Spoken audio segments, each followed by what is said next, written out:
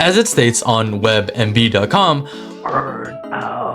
is a form of exhaustion caused by constantly feeling swamped.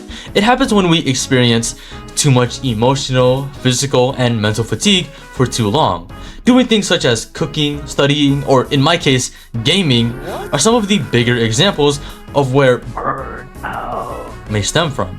I've been playing TDX for quite some time now, and I won't lie, it's getting kinda boring. Are you sure? Being the top 1% of players who have done and seen everything, believe it or not, gets repetitive and boring. It's not that I hate the game or anything, I'm actually spending most of my free time working on a humongous video about it.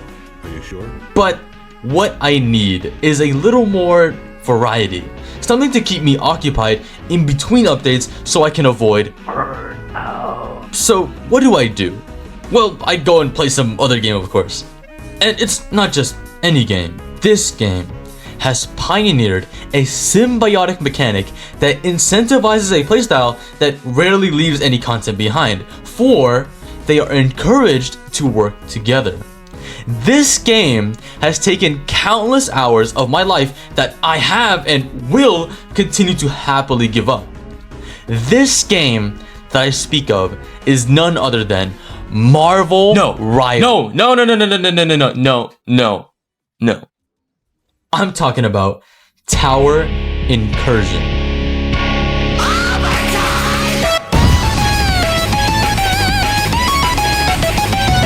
What is going on?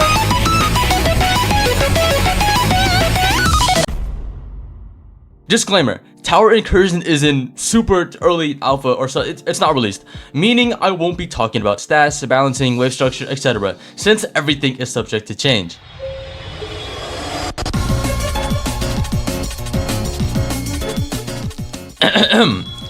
Alright, let's address the elephant in the room. You're probably seeing all of this fighting content in the background and are like really confused on what this video is really about.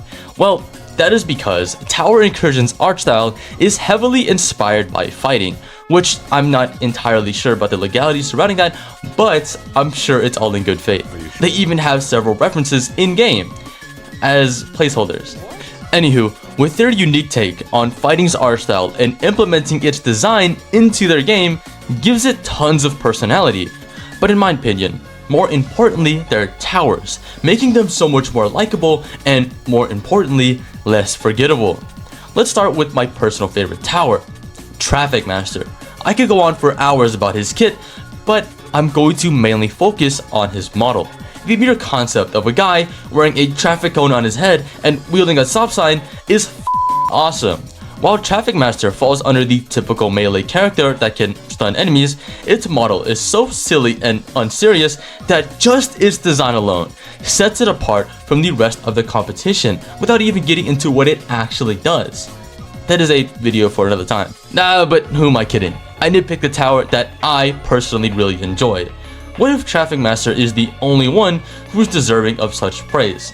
The Starter Tower, while following the typical shotgunner archetype, looks really cool. In any other game, this would have at least been an epic skin, and you're telling me that this is just the default?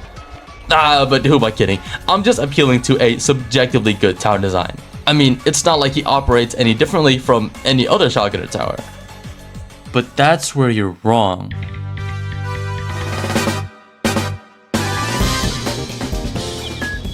Synergies have been in TD games, but not like this. By directly interacting with two towers, players are able to unlock a sort of ability exclusive to those two.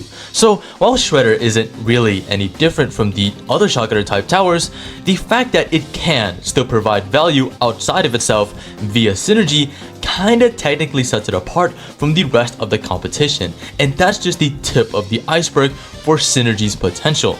This concept can essentially prevent almost every tower from ever being irrelevant and create endless possibilities for tower combinations, basically adding an entire new layer to typical tower defense gameplay. Are you sure? This not only makes them unique to other TD games, but it also makes the experience a heck of a lot more interactive.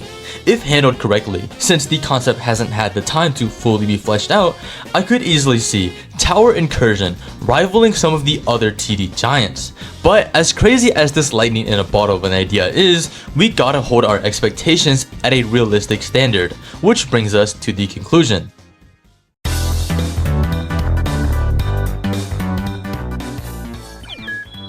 Like I've stated in the disclaimer, Tower Incursion is still very early in development and will most likely take a long while to fully release. And the main reason for that is that the dev team is quite small. It may look large due to the massive amount of contractors made up of animators, modelers, and voice actors.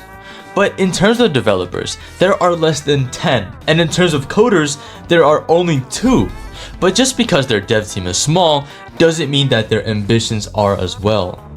Over the many years of development, Tower Incursion has built a solid-ish foundation of the game they've envisioned, and made an incredible impression to many, myself included. From the short amount of time spent playing and testing for Tower Incursion, I can proudly say that they have my vote of confidence. And don't just take my word for it.